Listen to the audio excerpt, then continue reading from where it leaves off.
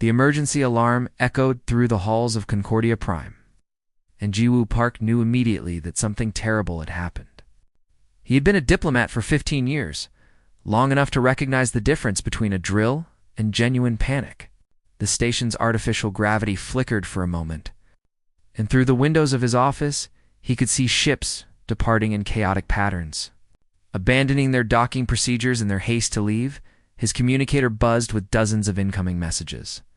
Jiwoo ignored most of them and opened the priority channel from the council president. Thrace's ancient face appeared on the screen, his skin pale even for a Kelvorian. The old diplomat's hands were shaking. "Gu, get to the emergency session immediately. The Vrexians have withdrawn from the council. They've attacked 3 colony worlds. Millions are dead." The words didn't make sense at first. The Vrexian Empire had been difficult partners, certainly, always pushing for more territory and resources, but they had never been openly aggressive. Not in 300 years. Jiwoo felt his stomach drop as he processed what Thrace was telling him. "Which worlds?" Jiwoo asked, already moving toward the door. "Talix Prime, Hanari Station 7, and Orvan 4. Simultaneous orbital bombardments. No warning, no declaration, nothing. They just struck." Jiwoo ran through the corridors, past panicking junior diplomats and security personnel scrambling to lock down sensitive areas. The emergency session chamber was already filled with ambassadors from 47 different species, and the noise was deafening. Everyone was shouting at once, some in languages the translators couldn't keep up with. The air smelled of fear. Dozens of different species releasing stress, pheromones, and chemicals that the station's atmosphere processors couldn't filter fast enough. Thrace stood at the center podium, trying to restore order, but nobody was listening. Ambassador Kyung-suk, from the Kelvorian military faction, was demanding immediate retaliation.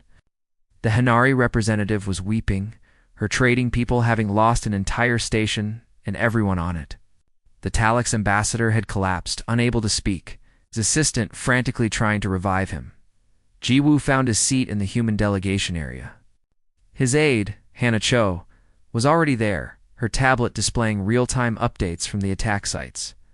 The images were horrific. Entire cities reduced to glass. Forests burning across continents. Ships full of refugees being hunted down and destroyed as they tried to flee. "How many dead?" Jiwoo asked quietly. Hannah's voice was tight. "Preliminary estimates say 4 million on Talix Prime, 3 million on Hanari, Station 7. Orvan the 4th had a smaller population, maybe 500,000. The numbers are still coming in. Nearly 8 million people, gone in a matter of hours." Jiwoo had studied Earth's history extensively, knew about the great wars and genocides his ancestors had committed. But this was different. This was happening now, in what was supposed to be an enlightened age of peace and cooperation. The chamber finally quieted enough for Thrace to speak.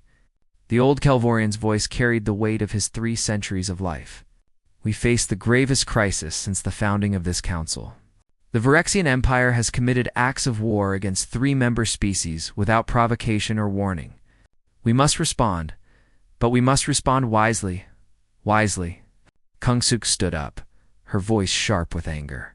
"They murdered millions. We should be mobilizing every fleet in the council and burning their worlds the way they burned ours." Others shouted their agreement. The chamber dissolved into chaos again. It's roughly half the species demanding military action and the other half arguing for sanctions. Negotiations, or simple withdrawal from council affairs entirely. Ancient alliances and older grudges surfaced quickly. The Kelvorian military faction and their allies began coordinating fleet movements. Several smaller species announced. They were recalling their ambassadors and closing their borders. Jiwoo watched it all with growing horror. This was exactly what the attackers would want. A fractured council, species turning against each other. The careful diplomatic work of centuries crumbling in hours. But why? What could the Vrexians possibly gain from this? The session lasted 6 hours before Thrace finally called for a recess. Nothing had been decided except that they would reconvene the next day.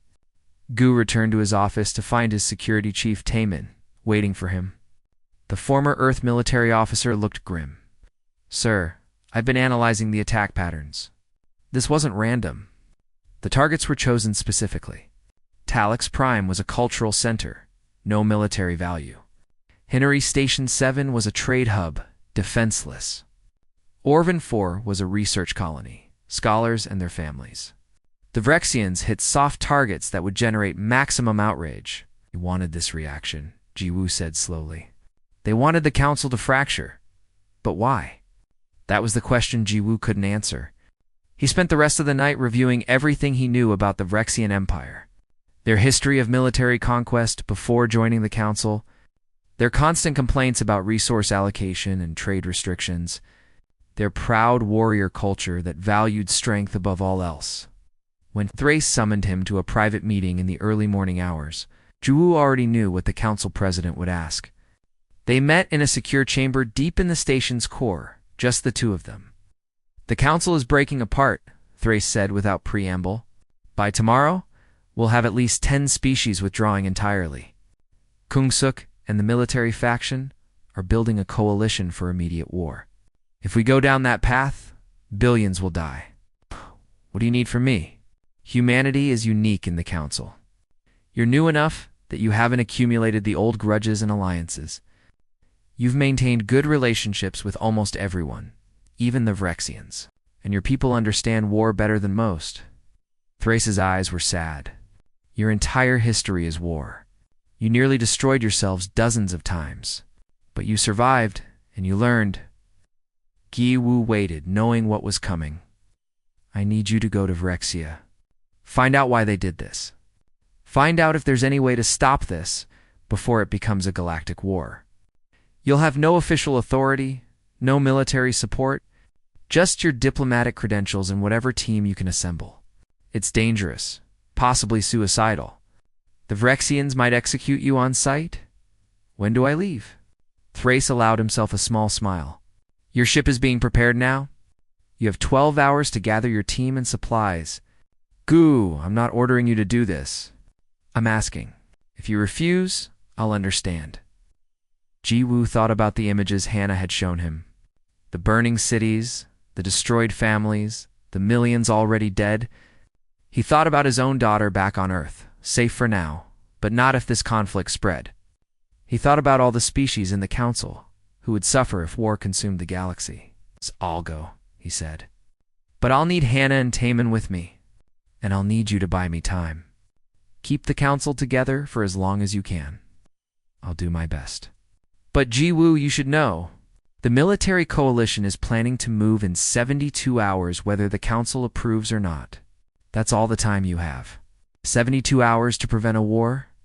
Jiwoo left the meeting and began making preparations. Knowing that he was probably heading to his death, but unable to see any other choice, the diplomatic vessel cut through space toward Vrexian territory. And Jiwoo spent most of the journey staring at the stars, trying to prepare for what awaited them. Hannah worked constantly at her communications console, attempting to establish contact with Vexian officials, while Timon reviewed security protocols and escape routes they would probably never get to use. They passed through what had been Hanari's space, and the debris fields told their own horrible story. Pieces of trading stations drifted in the void, along with the frozen bodies of merchants who had been trying to escape when the Vrexian warships caught them. The ship's sensors detected hundreds of distress beacons, most of them now silent, their power cells exhausted, while their crews suffocated or froze to death. Should we stop to check for survivors? Hannah asked, her voice small. No, Jiwoo said, hating himself for the word. We don't have time. And the Vrexians would see it as an opportunity to attack us while we're distracted? Taman looked at the debris fields through the viewport, his jaw tight. My daughter is 7 years old. She asked me before I left what I'd do for work. I told her I help keep people safe. How do I explain this to her if we fail? Then we don't fail, Gu said, though he had no idea how they would succeed. On the third day of travel, they finally received a response from Vrexian High Command. It was brief and cold. They were permitted to approach the capital world of Krenos, but any deviation from the prescribed flight path would result in immediate destruction. Taman counted 17 warships shadowing them as they entered Vrexian space.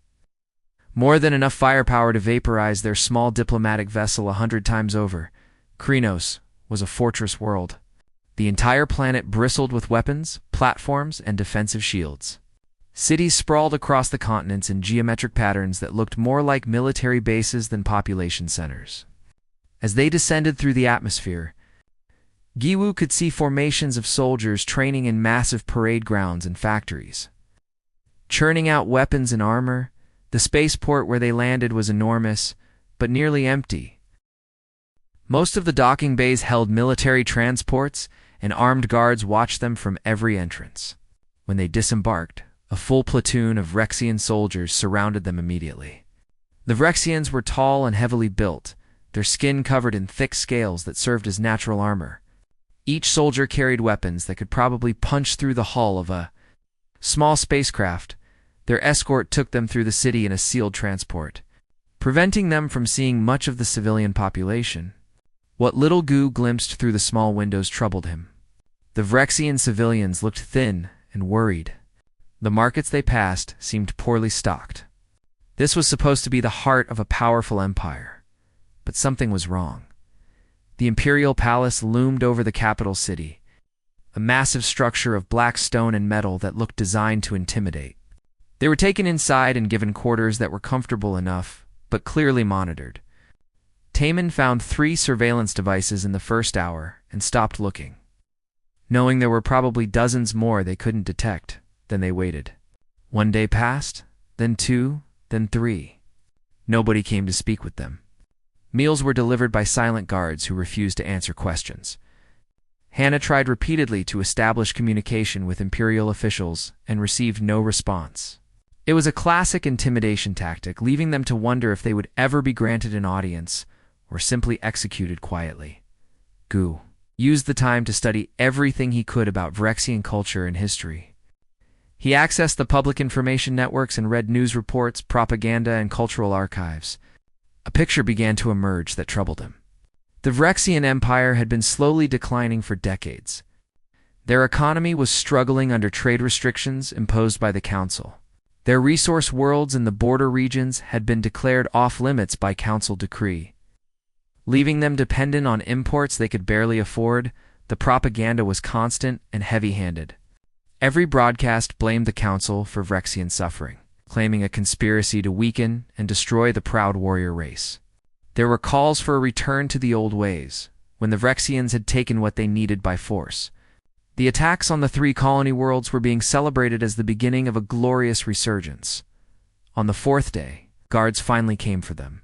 They were escorted through massive corridors lined with statues of ancient Vrexian conquerors to a throne room that could have held thousands. Emperor Vexor III sat on a raised platform at the far end, surrounded by advisors and military commanders. The Emperor was enormous, even by Vrexian standards, his scales dark and scarred from decades of military service before he took the throne.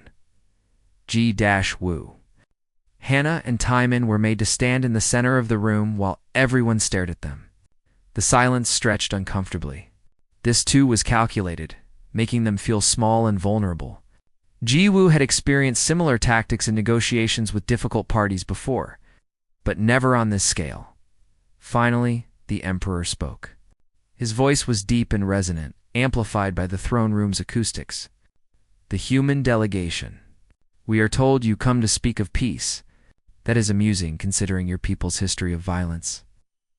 We come because 8 million innocent people are dead, Ji-Wu replied, keeping his voice steady.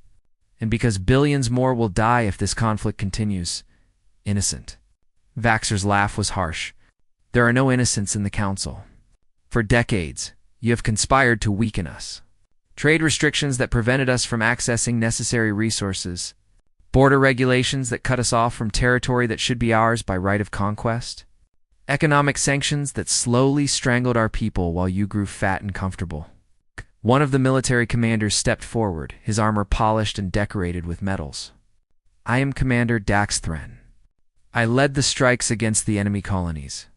Those worlds were chosen because they represented the Council's hypocrisy. Talix Prime, a cultural center built on land that was once ours. Hinari Station 7, a trading hub that profited from restrictions that impoverished our people. Orvan 4, a research colony studying how to develop the resources we were forbidden to touch. So you murdered millions in revenge?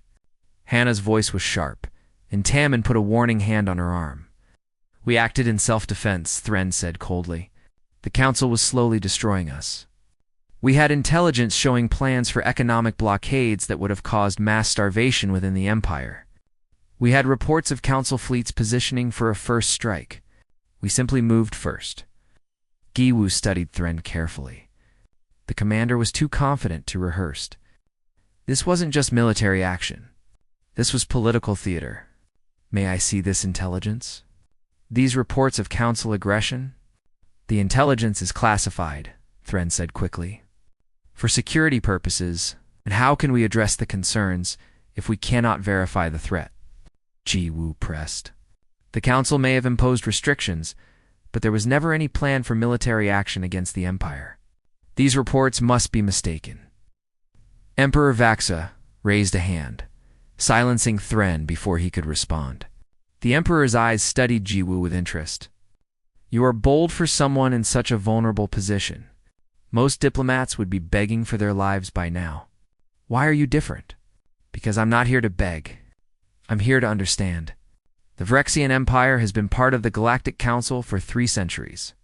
You've honored treaties and agreements, even when you disagreed with them. This attack is completely out of character. Something changed. I want to know what. For a long moment, the Emperor said nothing. Then he dismissed everyone from the throne room, except for Thren and 2 guards. When the doors closed, Voxer's demeanor shifted slightly. He looked tired, older than his years. You want the truth? Human. Very well, my people are suffering. The Council's restrictions have slowly devastated our economy. Our children go hungry while Council worlds prosper. I've tried diplomacy, tried negotiations, tried every peaceful avenue. All were rejected or ignored. When Commander Thren brought me intelligence showing that the Council was preparing to tighten restrictions further, possibly implementing a full blockade, I had to act. And if this intelligence was wrong? Giwu asked carefully. Or incomplete? Or manipulated? Thren's scales rippled with anger, but the Emperor held up a hand again. Explain. The Council's many things, but it is not efficient enough to hide a conspiracy of that magnitude. If there had been plans for military action or economic blockades, our intelligence services would have detected them. I've reviewed everything available to me, and there is no evidence of any planned aggression against your empire. Giwu paused, choosing his next words carefully. But there is evidence that someone wanted you to believe there was. The words hung in the air like an accusation. Thren's hand moved to his weapon, but Vaxer stopped him with a look. The Emperor's expression was unreadable. You're making dangerous accusations, human. If you are wrong, I will have you executed.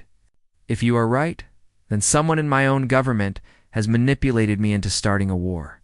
Either way, blood will be spilled. Are you prepared for the consequences? Giwu met the Emperor's gaze steadily.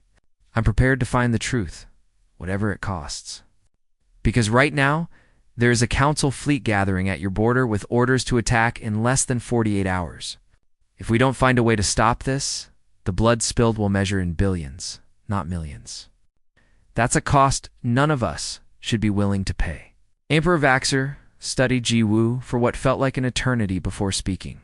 You claim someone manipulated my intelligence services? Prove it, and I will grant you a chance to prevent this war. Fail, and you die here. Giwu knew he was taking an enormous risk, but he could see something in the Emperor's eyes. A flicker of doubt that told him his gamble might work. I need access to the original intelligence reports. Not summaries, not briefings, but the actual source documents. And I need to speak with the analysts who processed them. Thren stepped forward, his scales darkening with anger. Absolutely not. Those files are classified at the highest level. No outsider can be permitted to see them. Then we have nothing more to discuss, Giwu said calmly.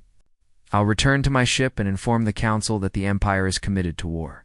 They'll attack, you'll retaliate, and millions more will die. Is that what you want, Commander? The challenge hung in the air. Thren's hand moved to his weapon again, but Vaxer spoke first. You will have 6 hours to review the intelligence.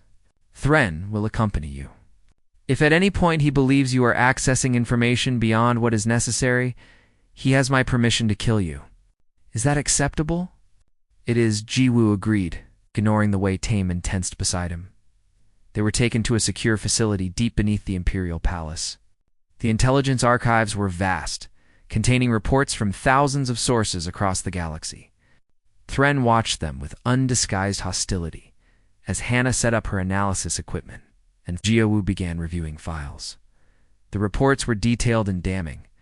They showed Council military movements near Vrexian borders, economic planning documents that discussed tightening restrictions on Vrexian trade, and communications between Council ambassadors that seemed to suggest coordinated action against the Empire. Taken together, they painted a picture of a council preparing for aggressive action. But something was wrong. Jiwoo had spent 15 years analyzing diplomatic communications, and he could spot irregularities. He called Hannah over and pointed to one of the intercepted messages. Look at the timestamp. This is supposedly from Ambassador Kyung-suk 3 months ago, discussing military preparations.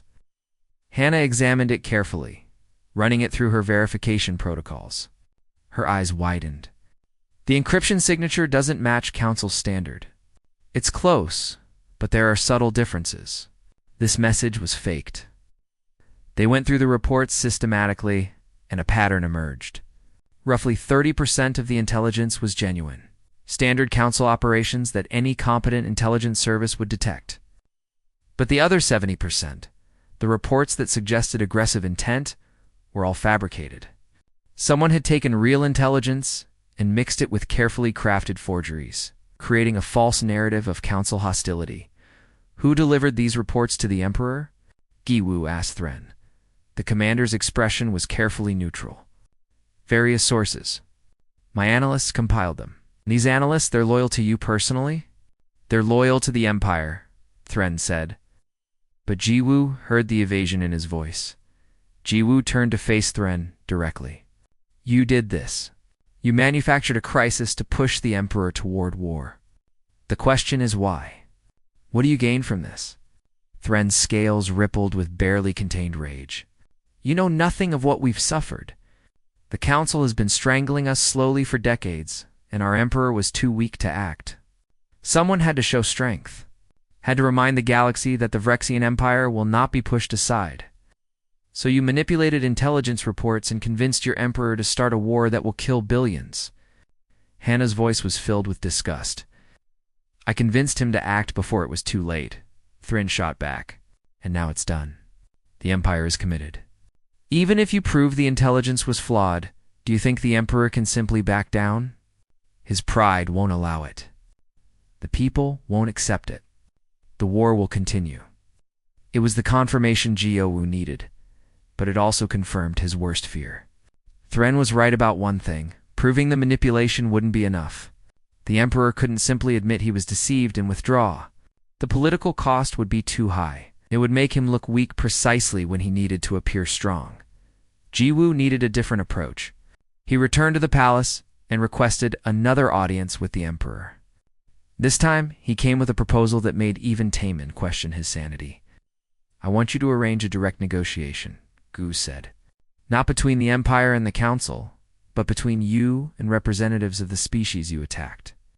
Face to face. No intermediaries, no political posturing. Just you and them talking about what happened and what happens next. Vaxer's expression was incredulous. You want me to negotiate with the survivors? To sit across from those we defeated and discuss terms? Not terms. Accountability. Your honor code says that a warrior must face those they've harmed, doesn't it? That true strength comes from acknowledging your actions, not hiding from them. The Emperor's eyes narrowed. You dare invoke our honor code? I invoke it because I believe you're a warrior who values truth. You were manipulated into attacking innocent people. Thren manufactured intelligence to push you into this war. But the attacks still happened. The deaths are still real. Your honor demands that you face that reality directly." For a long moment, nobody spoke. Then Vaxer said quietly, "And if I agree to this, what guarantee do I have that the Council fleet won't attack during these negotiations? None, unless I convince them to stand down. Which means I need to return to the Council immediately and persuade them to trust in this process. If I fail, your empire will be at war within hours.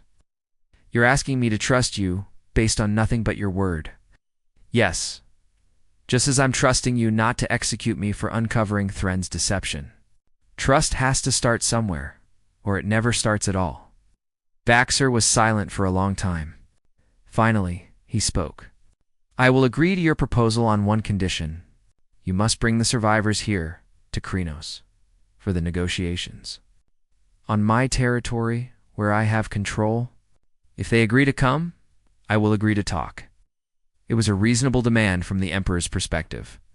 But Ji Wu knew it would be almost impossible to convince the survivors to travel to the heart of the Empire that had destroyed their homes. Still, it was a chance, and that was more than they'd had before. "I'll need to leave immediately. My ship needs to reach the Council before the fleet launches." "You have 48 hours, Vaxer said. "After that, I cannot hold back my own military commanders. They're demanding retaliation for the Council fleet movements. And if I don't give them a target, they may choose their own." Giwu left the palace and rushed back to their ship with Hannah and Taman. As they lifted off from Krenos, Taman finally asked the question that had been bothering him.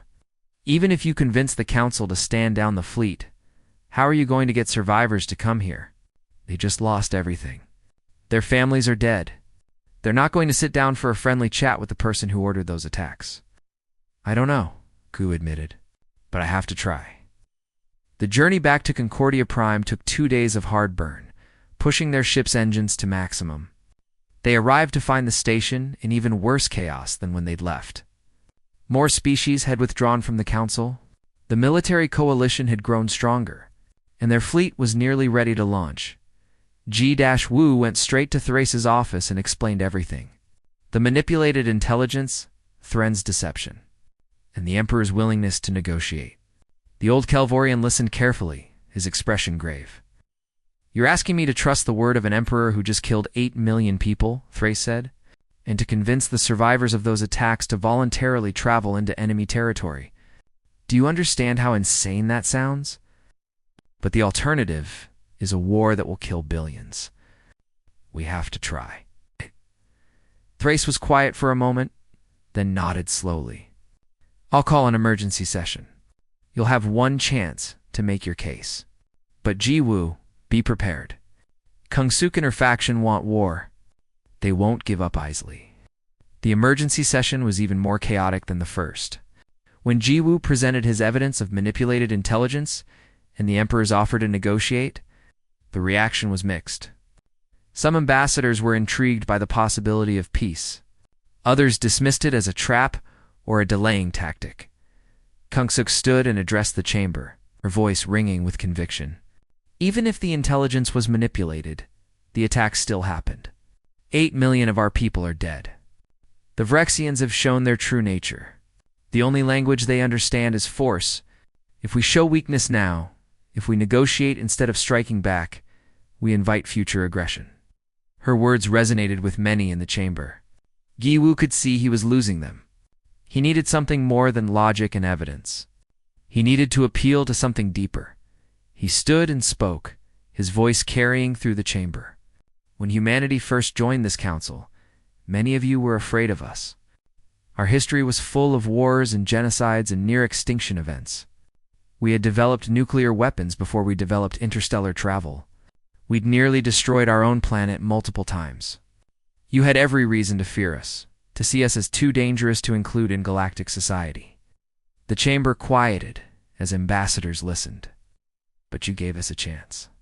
You didn't judge us solely by our worst moments. You looked at what we were trying to become, not just what we'd been. And in return, we brought you something valuable, the hard-won knowledge of how to rebuild after unforgivable acts. How to move forward when trust seems impossible.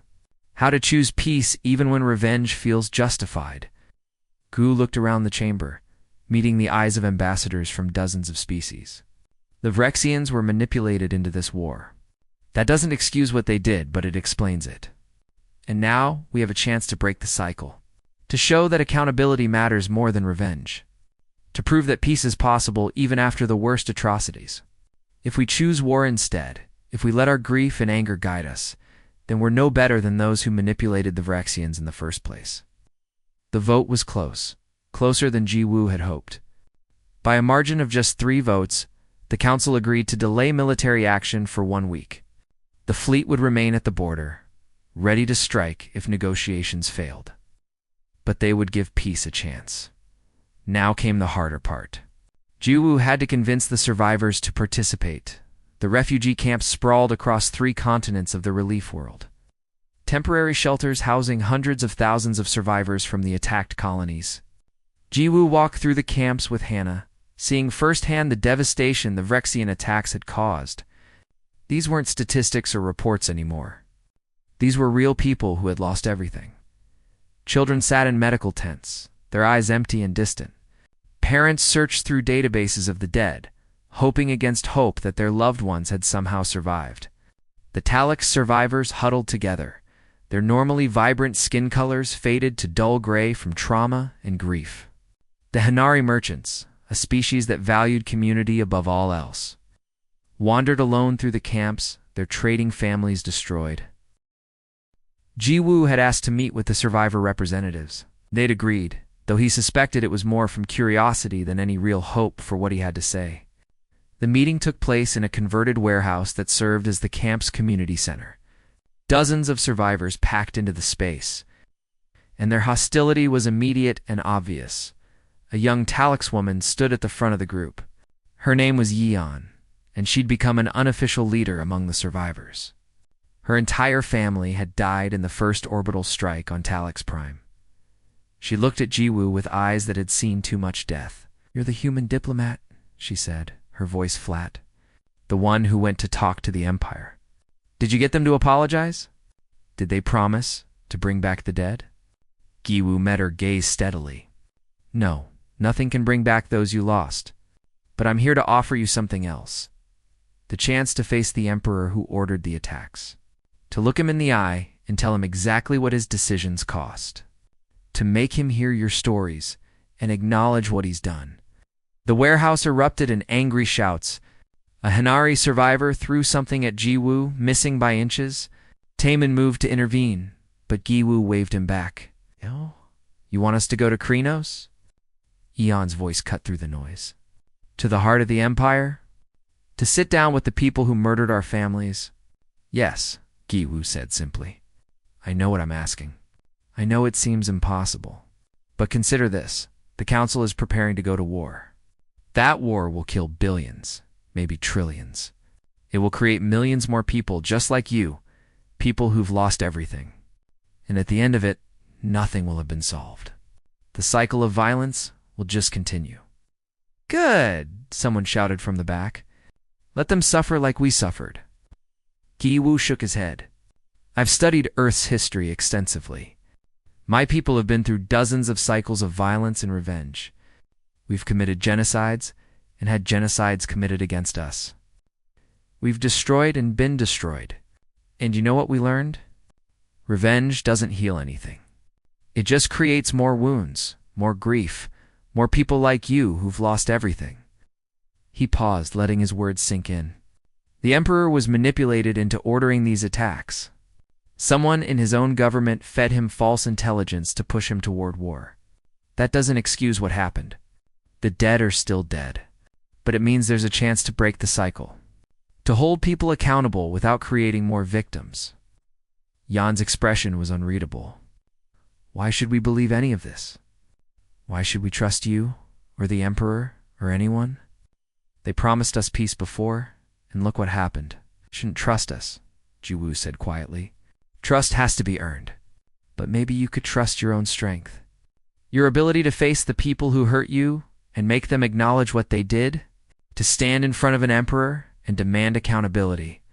That's not weakness. That's power. The warehouse fell silent. Yen stared at Ji-Woo for a long moment, then spoke. If we do this, if we go to Chronicles, what guarantee do we have that we'll be safe? That it's not just a trap to finish what they started? My word, and the word of Council President Thrace. We'll travel with you. If they attack you, they attack us too. Your word means nothing to me, Yeon said bluntly. You didn't lose your family. You didn't watch your world burn. Why should I trust that you'll protect us? Taemin stepped forward, his voice rough with emotion. Because I have a 7-year-old daughter on Earth. Her name is Sue Ben, and she thinks I'm a hero. If I let anything happen to you, if I fail to keep you safe, I can never look her in the eye again. That's not a guarantee, but it's the truth. Yeon studied Taemin's face, searching for deception and finding none. Finally, she turned to the other survivors. I'm going. Not because I forgive them, not because I believe this will work, but because if there's even a small chance that my family's deaths can mean something, they can help prevent this from happening to others, then I have to try. Anyone who wants to come with me, you're welcome. Anyone who wants to stay here, I understand. In the end, 37 survivors agreed to travel to Chronicles. It was a small group, but it was enough. They boarded Jiwiyu's ship along with ships carrying Hannah, Taemin, and a security detail. The journey back to Vrexian space was tense and silent. Many of the survivors couldn't sleep.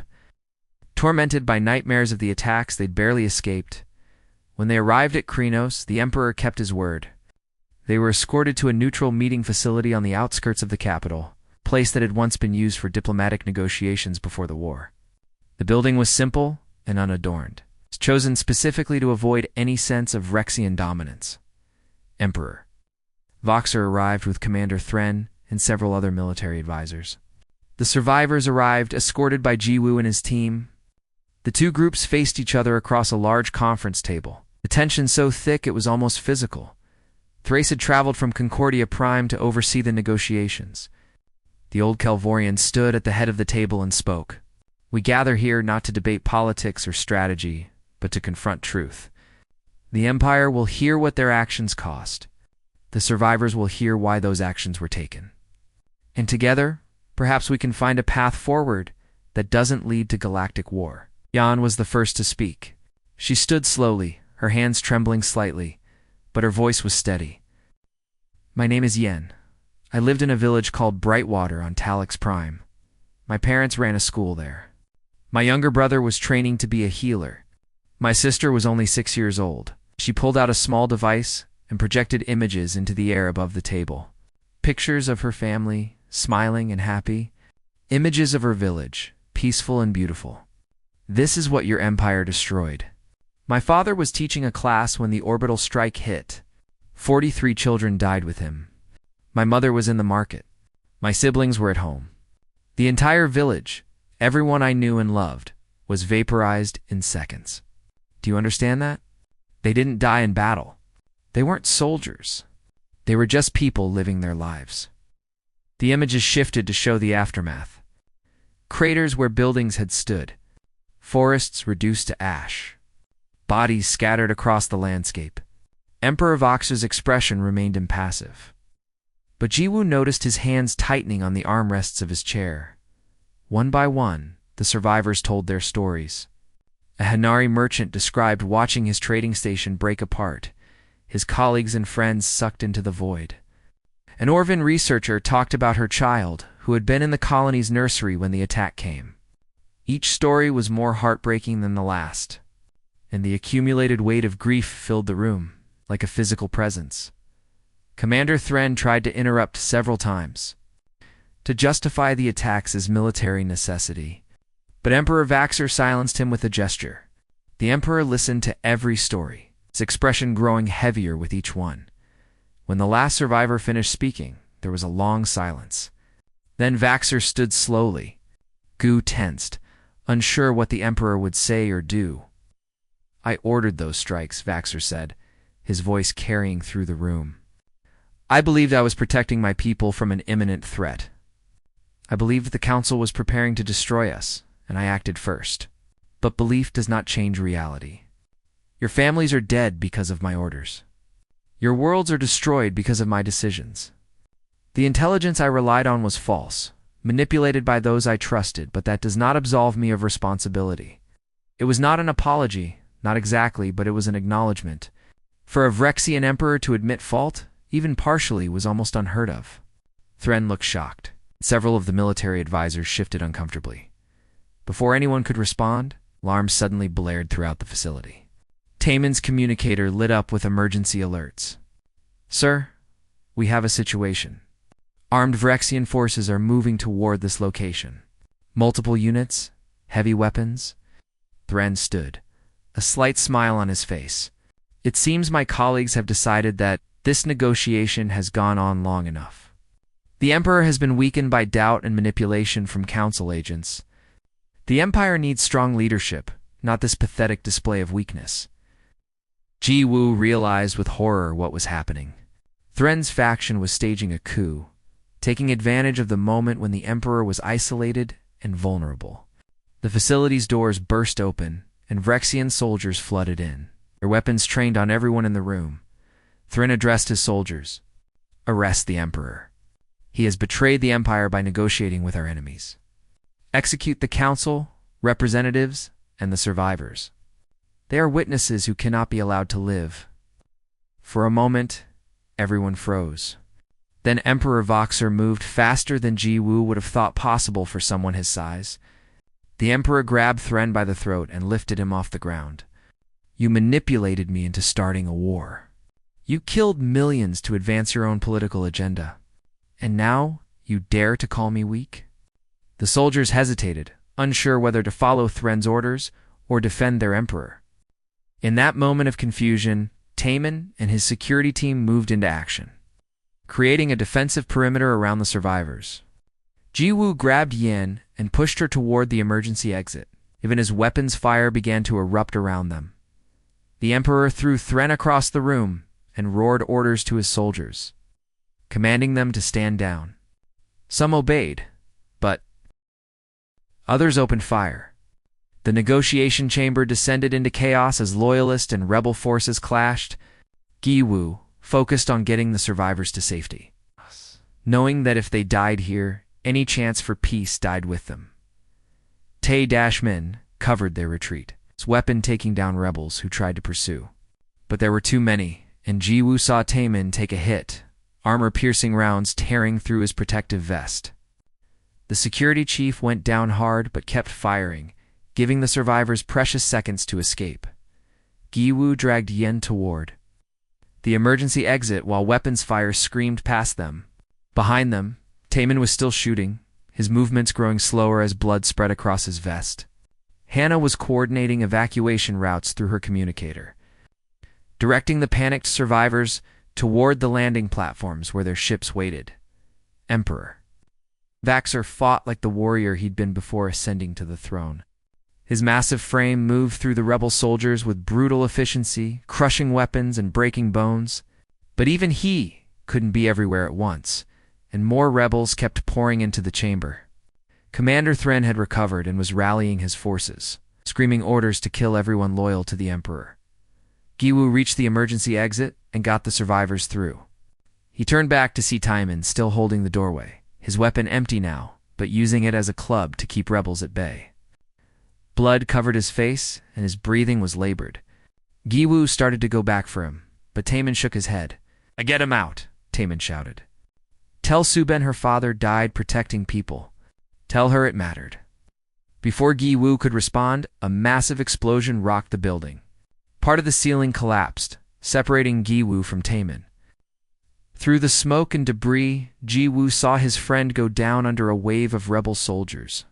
He wanted to scream, wanted to go back, but survivors were pulling at him, begging him to lead them to safety. Gu ran, tears streaming down his face, leading the survivors through corridors filled with fighting. Loyal Viraxian forces were engaging the rebels throughout the compound, and it was impossible to tell who was winning. They reached the landing platform to find their ships under attack, rebel forces trying to destroy them and trap everyone on the planet. Hannah had already started the engines on the main transport. She was shouting for everyone to board, but Ji Woo knew they'd never make it into space. The rebel forces had anti-aircraft weapons positioned around the compound. Any ship that tried to lift off would be blown out of the sky. Then Emperor Vaxer burst onto the landing platform. His armor scorched and dented, but still functional. He was broadcasting on all military frequencies, his voice booming with authority. "This is Emperor Vaxer III. Commander Thren has staged a coup and attempted to murder. Council diplomats and civilian survivors. All loyal forces are ordered to suppress the rebellion immediately. This is not a request, it is a command." The effect was immediate. Across the planet, Vrexian military units received the broadcast. Many had been confused by conflicting orders, unsure whether to support Thren or the Emperor. Hearing Vaxer's voice directly removed all doubt. Within minutes, Loyalist forces began overwhelming the rebels. But minutes were too long. The rebels on the landing platform were preparing to fire on the transport. Yan stood frozen in the doorway, staring at the weapons trained on them. Giwu pushed her inside and turned to face the rebels, as if his body could somehow shield an entire ship. Emperor Voxer stepped in front of the transport, his massive frame blocking the rebel weapons. "You will have to kill your emperor first," he announced, "and then explain to the rest of the Empire why you murdered the council delegates who came here under promise of safe conduct." The rebel commander hesitated. Killing diplomats and survivors was one thing. Killing the emperor was something else entirely. That moment of hesitation was all Vaxer's loyalist forces needed. They stormed the landing platform from multiple directions, engaging the rebels in close combat. The Emperor himself waded into the fight. His presence rallied the loyalists. Jiwu got the survivors onto the transport and sealed the doors. Through the windows, he watched the battle rage. He saw Emperor Vaxer personally subduing Commander Thren, Emperor's powerful hands crushing the commander's weapon and forcing him to his knees. The coup was failing, but the damage was already done. Hannah piloted them off the planet once the landing area was secured. As they climbed through the atmosphere, Jiwu looked back at the capital city below. Fires burned in multiple locations, evidence of fighting throughout the region. He thought of Timon, buried somewhere in the rubble, and had to close his eyes against the pain. The survivors were quiet during the journey back to neutral space. Many of them had witnessed violence for the second time in weeks, and the trauma was visible on their faces. But Yan came to sit beside Jiwu, her expression thoughtful. "Your friend died protecting us," she said quietly. "Why? Because he believed preventing a larger war was worth the cost. Because he wanted his daughter to grow up in a galaxy at peace. Do you think this will work? After everything that just happened?" Jiwu was silent for a long moment. "I don't know, but I think we have to try." Back on Concordia Prime, GHU addressed the emergency council session. He was exhausted, grief-stricken, and angry. But he had a message to deliver, and it came from an unlikely source. Emperor Voxer had transmitted a formal statement to the council, and Jiwu played it for the assembled ambassadors. Voxer's image appeared, his armor still showing damage from the fighting. "Members of the Galactic Council, I stand before you as the leader of an empire that has committed grave crimes against innocent people. I was manipulated by false intelligence and driven by fear for my people's survival. But these do not excuse my actions. 8 million beings died because of orders I gave. Worlds were destroyed because of decisions I made." The chamber was absolutely silent as the Emperor continued. "Commander Thren and those who conspired with him have been arrested. They will be tried for their crimes, including the manipulation of intelligence, the murder of innocents, and attempted coup against the legitimate government. But their guilt does not absolve mine. I ordered the strikes. I bear the responsibility." Voxer paused, and for the first time, Giwu saw uncertainty in the Emperor's expression. "The Vrexian Empire proposes the following. We will provide resources and labor to rebuild the destroyed colonies. We will pay reparations to the families of those killed. We will open our intelligence archives to independent review to ensure no such manipulation can occur again. And we will implement education reforms to ensure that future generations of Vrexians understand the true cost of what we did. In return, we ask only that the Council consider reforms to the trade restrictions and border regulations that created the desperation Thren exploited. Not as a demand, but as a request for fair negotiation." If the council refuses, we will accept that judgment. But we hope that together we can find a path forward that prevents such tragedy from ever happening again." The recording ended. The chamber erupted in debate. Kung Suk and the military faction argued that Vaxer's words were meaningless without action, that the Empire could not be trusted. Others pointed out that the Emperor had risked his own life to protect council diplomats and survivors, that his actions during the coup attempt had proven his sincerity. Thrace called for a vote on 3 separate measures: accepting the Varexian reparations plan, beginning negotiations on trade reform, and withdrawing the military fleet from Vrexian borders. The debates lasted for hours, with passionate arguments on all sides. In the end, all 3 measures passed by narrow margins. The council would accept the reparations and begin negotiations. The fleet would stand down, though with strict conditions and monitoring requirements. It wasn't perfect peace, and trust would take years to rebuild. But it was a start. Gu met privately with Yen before she returned to the refugee camps. The young Talix woman looked different somehow, still grieving but no longer hollow. "What will you do now?" he asked. "Return to the camps. Help coordinate the rebuilding efforts. The Emperor promised Phyrexian workers would help reconstruct Talix Prime. I want to be there, to make sure they understand what they're rebuilding, to make sure they meet the families of those they killed, and maybe eventually to help build something new. Not to forget what happened, but to make sure it means something." Years passed. The reconstruction of the destroyed colonies became a massive joint effort. With Phyrexian workers and engineers working alongside survivors, the process was painful and slow, filled with anger and mistrust and difficult conversations. But gradually, something unexpected emerged. Phyrexian workers who came to rebuild found themselves forming friendships with the people they'd harmed. Survivors who had lost everything discovered that many ordinary Phyrexians had also been victims of Thren's manipulation. The memorial station built at the site of the failed negotiation became a place of pilgrimage for both Phyrexians and council species. Taemin's name was carved into the memorial wall, along with the 8 million others who died. Honored as someone who gave his life to prevent greater tragedy, Jiwoo visited regularly, often bringing Taemin's daughter Subin, who was now 10 years old and determined to become a diplomat like her father's friend.